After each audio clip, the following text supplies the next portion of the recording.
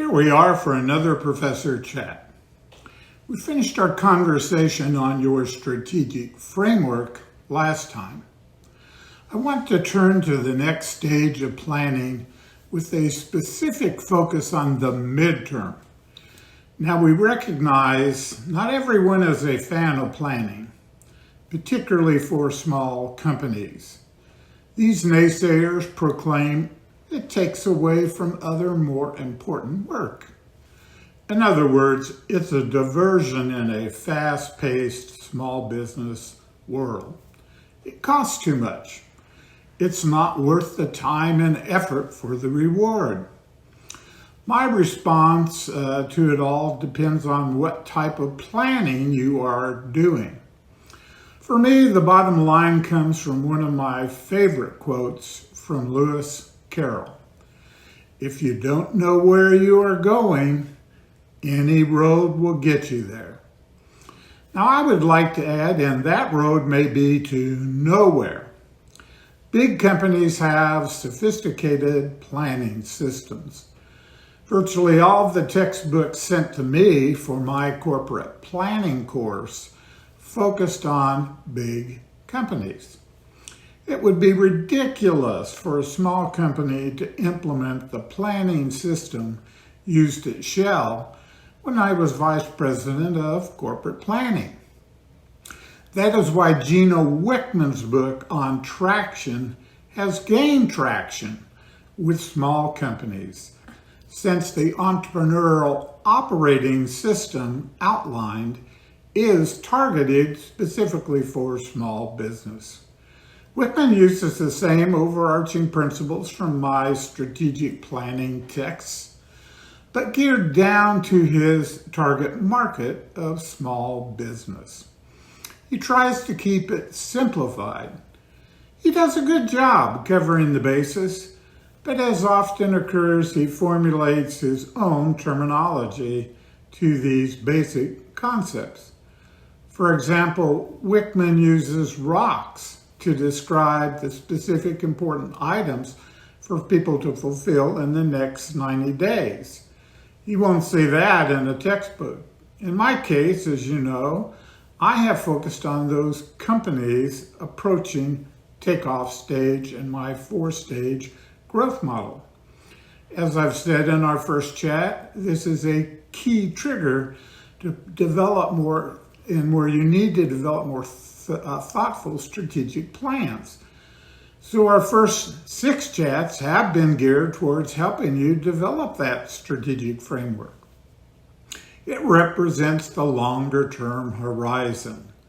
Some aspects will remain largely unchanged, as your values. Other elements, such as your value proposition strategy, may well be upgraded as circumstances change. You might recall I suggested you look at your value proposition at least yearly. Now, a typical planning cycle usually starts with strategic assessment, then strategy development, followed by strategy implementation, and then performance feedback. The strategic assessment often involves a detailed SWOT analysis. Strengths, weaknesses, opportunities, and threats. You've heard of that. This usually incorporates a competitive analysis, as we have done in developing your strategic framework. In essence, in our discussions, I have woven you through the strategic assessment and the strategy development together. Unfortunately, I've seen estimates that around 2/3 of the strategic plans fail because of execution. That includes both large and small companies. You really must scratch your head on why does that happen? If such thoughtful effort was put into the longer-term vision and mission, where did we go astray? One answer would be the long-term plans were not all that good. In some cases, that may be right, but I don't think that is the fundamental reason. In my early days of consulting with small companies to create their business plans, including the longer-term vision and mission, and generally some significant milestones to get there, most of the time they would simply file them away. It seemed like they said, well, we completed that exercise. We're supposed to do long-range planning, and we did. And now we can go on running the day-to-day business. The owners or leadership team had the concepts in the back of their mind, but they didn't really enter the day-to-day execution. And thus it really became largely irrelevant. I used to think what a shame as they had some really good ideas on what they could become and achieve. What struck me was they had the strategies, but not the tactics to deliver those strategies. Now, tactics sounds a little academic, yet they identified the steps needed to execute those strategies. The tactics should represent what you need to do now to progress down your chartered path. But for me, the word tactics is a bit amorphous to explain to a small business owner. Sounds a bit too academic. What is key to execution is pursuing those things that are crucial to moving you forward to your next stage of growth. These represent critical success factors, which in essence are your tactics. In many respects, they represent conditions as opposed to objectives. So critical success factor involves pursuing the actions necessary to implement those conditions within the company. Thus, critical success factors represent your strategic thrust. They drive the next stage and move you on your path to achieving your long-term vision and mission. There will likely be multiple steps along your journey. The whole process of doing this I call midterm planning. But before we discuss the process of midterm planning, let me reflect on some of my experiences. In a former CEO roundtable I mentored, some of the members were pursuing the Wickman EOS model and sold on the concept of rocks. The previous advisor to this roundtable was an EOS implementer. What they liked about the rocks is the focus of achieving something that they felt the company needed. However, in most cases, I could not tell the relevancy of how the rocks fit into where they wanted to go longer term. They had all put together some form of a vision, but most of the time it was not a clear picture.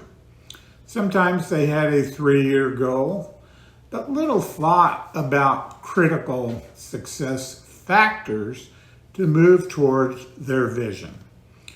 These were progressive companies in their short-term execution of annual plans, but not dynamic in their forward plans, or said another way, there were not really midterm plans to execute.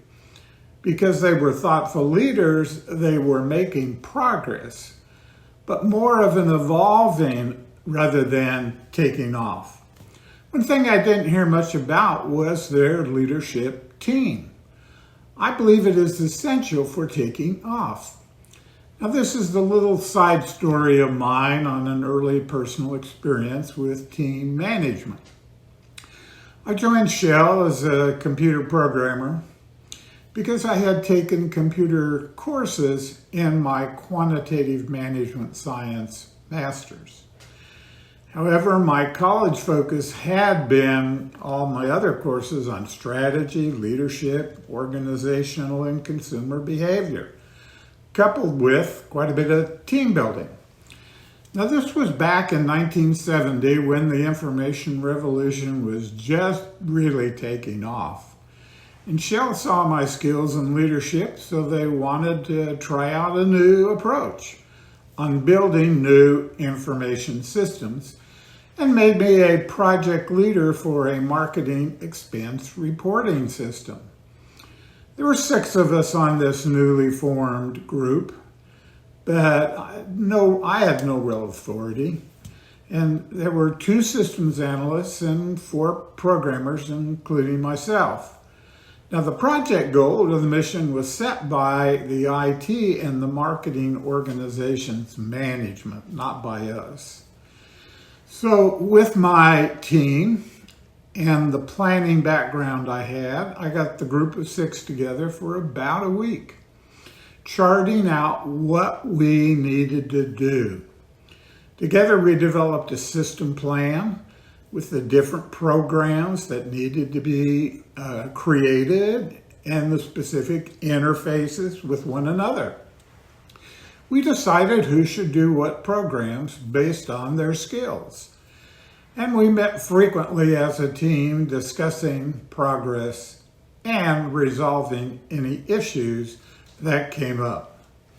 It turned out that we developed Shell's first business system that came up on time, within budget, with no errors.